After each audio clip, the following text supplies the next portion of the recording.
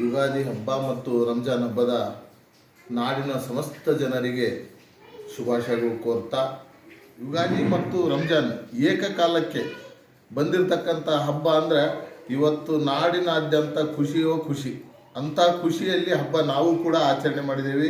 ನಮ್ಮ ಧರ್ಮಗುರುಗಳು ಕೂಡ ಯುಗಾದಿ ಹಬ್ಬದ ಶುಭಾಶಯಗಳು ಕೋರಿ ಇವತ್ತು ಯುಗಾದಿ ಹಬ್ಬದ ಶುಭಾಶಯಗಳು ನನ್ನ ಸ್ನೇಹಿತರು ಎಲ್ಲರೂ, ನನ್ನ ಸ್ನೇಹಿತರು ಕಮಿಷನರು ಸಹ ನಮಗೆ ಇವತ್ತು ರಂಜಾನ್ ಮುಬಾರಕ್ ಹೇಳಿ ಇವತ್ತು ಭಾಳ ಹೆಮ್ಮೆಯಿಂದ ಹಬ್ಬವನ್ನು ನಾವು ಮುಸ್ಲಿಂ ಮತ್ತು ಹಿಂದೂ ಅನ್ನೋ ಒಂದು ಭೇದ ಭಾವ ಇಲ್ಲದೆ ಭಾವೈಕ್ಯತೆಯಿಂದ ನಮ್ಮ ಊರಿನಲ್ಲಿ ಹಬ್ಬವನ್ನು ತುಂಬ ವಿಜೃಂಭಣೆಯಿಂದ ಆಚರಿಸಿಯಿಂದ ನಮ್ಮ ಊರಿನ ಎಲ್ಲ ಸಮಾಜದ ಬಂಧುಗಳಿಗೆ ನಾವು ವಿಶ್ ಮಾಡಿ ಹಬ್ಬದ ವಿಶ್ ತಿಳಿಸಿ ಅವರಿಗೆ ಯುಗಾದಿ ಹಬ್ಬದ ಒಂದು ಬೇವು ಬೆಲ್ಲವನ್ನು ನಾವು ಕೂಡ ತಿಂದು ನಮ್ಮ ಸ್ನೇಹಿತರ ಮನೆಯಲ್ಲಿ ಅವರು ಕೂಡ ಬಂದು ನಮ್ಮ ಸ್ವೀಟನ್ನು ಸವಿದು ಹೋಗಿದ್ದಾರೆ.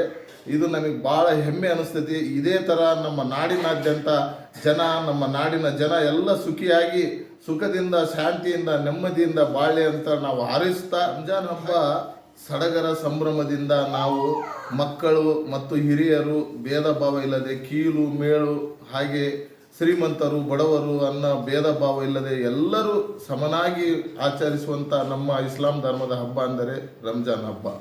ಏಕೆಂದರೆ ನಾವು ಮಾತ್ರ ಚೆನ್ನಾಗಿರ್ಬೇಕು, ನಮ್ಮ ಅಕ್ಕಪಕ್ಕದವರು ಚೆನ್ನಾಗಿರ್ಬೇಕು, ನೆರೆಹೊರೆಯವರಿಗೂ ನಮ್ಮ ಇಸ್ಲಾಂ ಧರ್ಮ ಅವರಿಗೂ ಕೂಡ ನಾವು ಮಾನವೀಯತೆ ಇದರಿಂದ ಬದುಕಿ ನಾವು ಮನುಷ್ಯರಾಗಿ ಬಾಳಿ ಮನುಷ್ಯತ್ವದಿಂದ ಬಾಳಿ ಬದುಕಬೇಕನ್ನೋ ಒಂದು ಸಾರಾಂಶ ಸಾರಿರ್ತಕ್ಕಂಥ ಒಂದು ಇಸ್ಲಾಂ ಧರ್ಮ ಅಂದರೆ ನಮ್ಮ ಕುರಾನ್. ಈ ಕುರಾನಿನ ಬಗ್ಗೆ ನಾವು ಭಾಳ ವಿಶ್ಲೇಷಣೆ ಮಾಡಲಿಕ್ಕೆ ಭಾಳ ಸಮಯ ಹಿಡಿತೈತಿ. ಆದರೂ ಕೂಡ ನಾವು ನಮ್ಮ ಧರ್ಮ ನಮಗೆ ಮೇಲು, ಇನ್ನೊಂದು ಮೇಲು ಅನ್ನೋದಿಲ್ಲ. ಅನ್ಯ ಧರ್ಮ ಯಾವಾಗ ನಾವು ಗೌರವಿಸ್ತೇವೋ ನಮ್ಮ ಧರ್ಮಕ್ಕೆ ಒಂದು ಹೆಗ್ಗುರುತು ಆಗುತ್ತದೆ ಅನ್ನೋದು ನಮ್ಮ ಭಾವನೆ. ನಾವು ಅನ್ಯ ಧರ್ಮೀಯರ ಜೊತೆಗೆ ಎಂದೂ ಬೆರ್ತೀವಿ.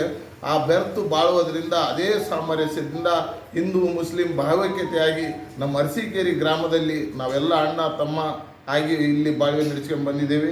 ನಾವು ಇದೇ ರೀತಿ ಮುಂದೆ ನಮ್ಮ ಪೀಳಿಗೆಗೂ ಕೂಡ ಬಾಳಿ ಬದುಕಬೇಕನ್ನೋ ಆಶಯ. ಇವತ್ತು ರಂಜಾನು ಪ್ರಾರ್ಥನೆ ವೇಳೆ ಈ ಹೋಬಳಿಗೆ ಸಮಸ್ತ ಹೋಬಳಿ ಜನತೆಗೆ ಯಾವ ರೀತಿ ಒಳ್ಳೆಯದಾಗಲಿ ಅಂತೇಳಿ ಪ್ರಾರ್ಥನೆ ಮಾಡಿದ್ದೀವಿ. ನಾವು ಈ ಸರ್ವ ಮಾನವ ಕುಲಕ್ಕೆ, ಇಡೀ ಜಗತ್ತಿನಾದ್ಯಂತ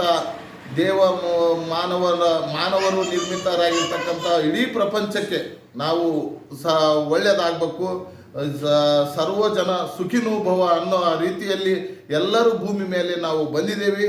ನಾವು ಸಾವಿನ ರುಚಿ ನೋಡಲೇಬೇಕು. ಒಂದು ದಿನ ಸಾವು ಖಚಿತ. ನಮ್ಮ ಸಾವು ಬರೋ ತನಕ ನಾವೆಲ್ಲರೂ ಕೂಡ ಮನುಷ್ಯರಾಗಿ ಬಾಳೋಣ ಎಂದು ಆ ದೇವರಲ್ಲಿ ಪ್ರಾರ್ಥನೆ ಮಾಡಿದ್ದೇವೆ ಇವತ್ತು.